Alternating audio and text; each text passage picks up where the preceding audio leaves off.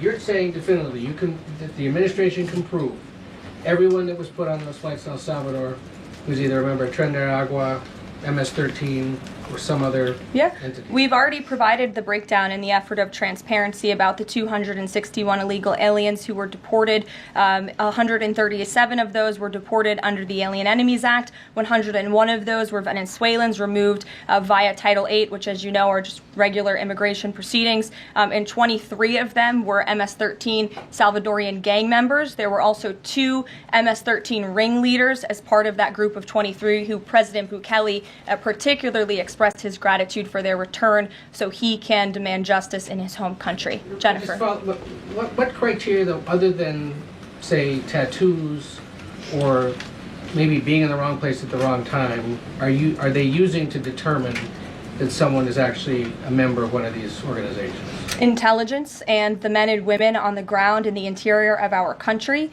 who are finally being allowed to do their jobs. Their hands were tied under the previous administration, and as I said, they take their jobs very seriously. They should be trusted and respected by the American public with this operation. And of course, as I said to Kelly, the administration will provide all details to the questions that the court poses. There is now a member of the European Parliament from France who does not think the U.S. represents the values of the Statue of Liberty anymore. They want the Statue of Liberty back. So is President Trump going to send the Statue of Liberty back to France? Absolutely not. And my advice to that unnamed low-level French politician would be to remind them that it's only because of the United States of America that the French are not speaking German right now. So they should be very grateful to our great country. Kelly. Is the administration prepared to give the court what it wants in terms of the time of the flights that departed, that went to El Salvador, and some of those details that the judge is asking for in trying to determine the timing? Clearly, the 5 named individuals were not deported. That's right. Compliance. But looking more broadly, wanting to know about the timing of flights and so forth, because the verbal order did say turn around the flights if there's an issue. So is the administration prepared to provide that information? I'm prepared to provide it right now. All of the planes that were subject to the written order, the judge's written order, took off before the order was entered in the courtroom on Saturday. And the administration will, of course, be happily answering all of those questions that the judge poses in court later today. And for people who have due process questions about making certain that there wasn't anyone who was swept up who did not meet the criteria that you laid out, is there a way for the administration to provide more detail about how that was determined, who the individuals were that met this deportation order? Yes, I can assure the American people that Customs and Border Patrol and ICE and the Department of Homeland Security are sure about the identities of the individuals who were on these planes and the threat that they pose to our homeland. They take this incredibly seriously. They are putting their lives on the line to deport these designated terrorists from our country, and they should be trusted to do that. And that's exactly what the American people elected this president to do.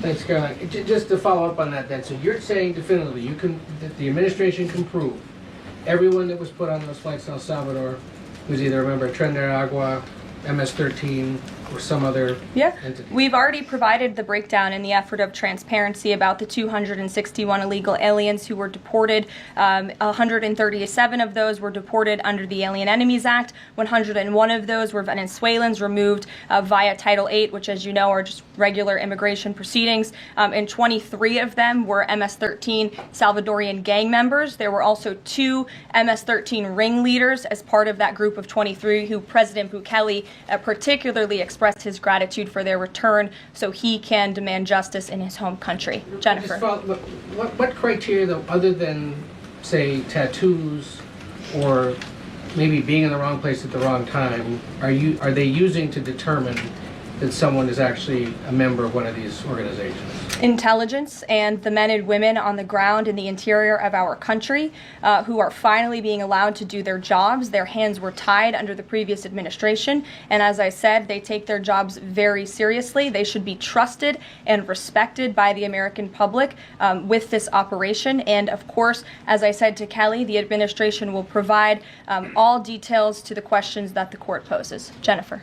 One more follow-up on that. can you say how much the U.S. is paying El Salvador to imprison these Venezuelans?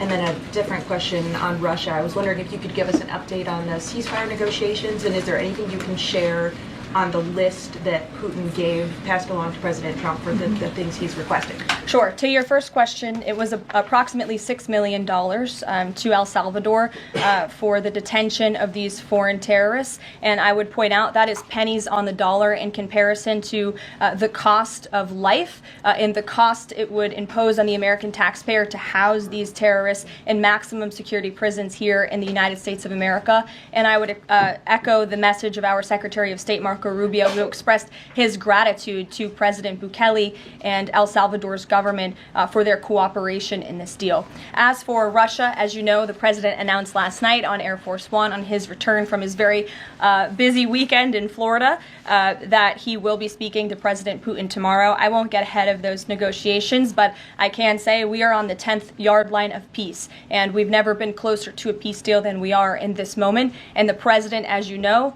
is determined to get one done.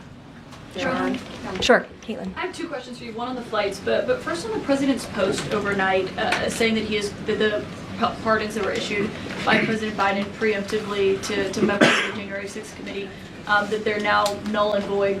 Have attorneys here at the White House told President Trump that he is the legal authority to undo a pardon simply because it was signed by auto pen, as he said?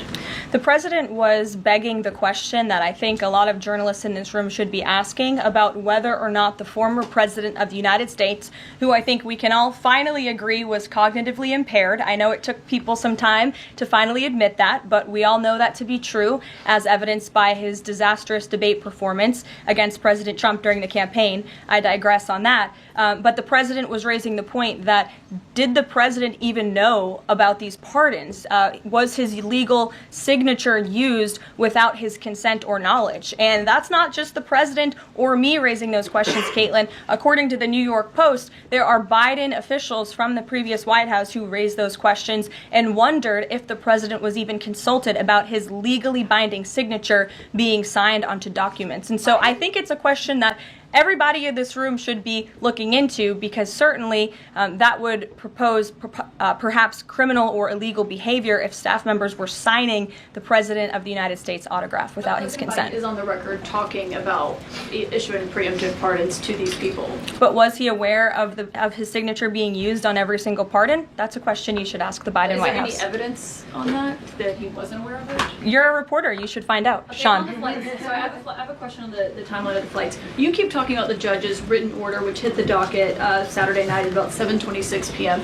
But he issued a verbal order before that at about 6:45 and 6:48 p.m. based on the court hearing. A verbal order from the bench. Does the White House feel the need to comply with a verbal order from this judge? Again, as I said, all of the planes subject to the written order of this judge departed U.S. soil, U.S. territory before the judge's written order. But what about the verbal order, which of course carries the same legal weight as a written order, and said for the planes to turn around if they were Well, in the air? there's actually questions about whether a verbal order carries the same weight as a legal order, as a written order, and our lawyers are determined to ask and answer those questions in court. Sean. Hey, so on Friday, the president suggested at length that it should be illegal to criticize judges, but he has repeatedly criticized judges who rule against him, and Elon Musk is calling for impeachment of judges who have opposed the administration. So how are those two things not in conflict? I have not heard the president talk about impeaching judges. I know you mentioned Mr. Musk's tweet, but I have not heard the president of the United States ask that. Mary. Hey, thanks, Caroline. I wanted to ask about this video I saw this morning set to the tune of, I believe, Closing Time, about deportations of illegal migrants. What's the strategy behind the White House's videos they've been putting out on this, and can you kind of talk us through the thinking on these videos? Sure. I think the White House and our entire government clearly is leaning into the message of this president. And we are unafraid to double down and to take responsibility and ownership of the serious decisions that are being made. The president was elected with an overwhelming mandate to launch the largest mass deportation campaign in American history, and that's exactly what he is doing. And to this very day, we are now, I think, 56 or 7 days into the administration by my count. The president still receives an overwhelming public support for the policies that he is enacting. So we are unafraid to message effectively what the president is doing on a daily basis to make our communities safer. And the specific video you referenced, I think it sums up our immigration policy pretty well. You don't have to go home, but you can't stay here.